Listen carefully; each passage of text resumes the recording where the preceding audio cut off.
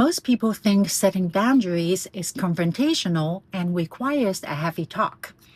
But sometimes the right boundary actually protects a relationship.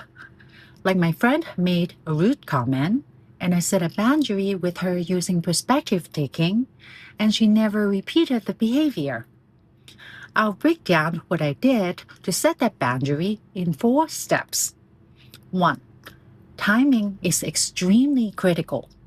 Wait for a time when both of you are in a mellow mood and not emotionally drunk. Then set the boundary in private. And when you do bring it up, name the behavior calmly. I didn't say, "You were so rude," or "You were a biatch," right there in the moment.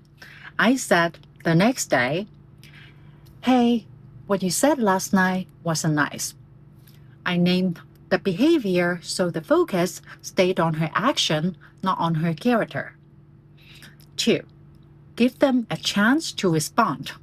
Hear them out to see where they're at. She went, "Oh, babe, I was just kidding." I didn't argue and I didn't escalate. 3. Help them understand the impact. Sometimes understanding the impact already makes someone willing to change.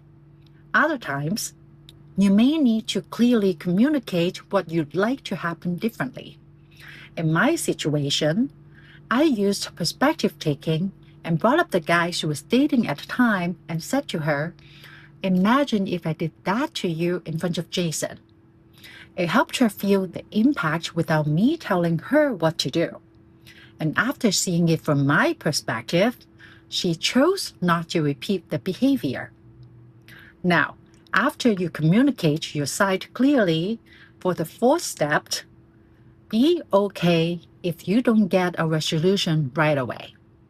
Then pay attention to what they do in the future. If they apologize sincerely, you can express gratitude for their understanding. But if they aren't ready to hear you or become defensive, we don't want to keep pushing the issue. The goal here is effective communication, not forcing an outcome. You can create space like what I did. I walked away to take out the trash. And by the time I walked back inside, my friend apologized on her own and behavior changed without a fight. But even if she didn't apologize, I would still move on from the topic because sometimes people need time to process. Setting a boundary isn't making a request. It's an information exchange. We communicate our reality clearly and effectively, then we get to see what they choose to do with that information.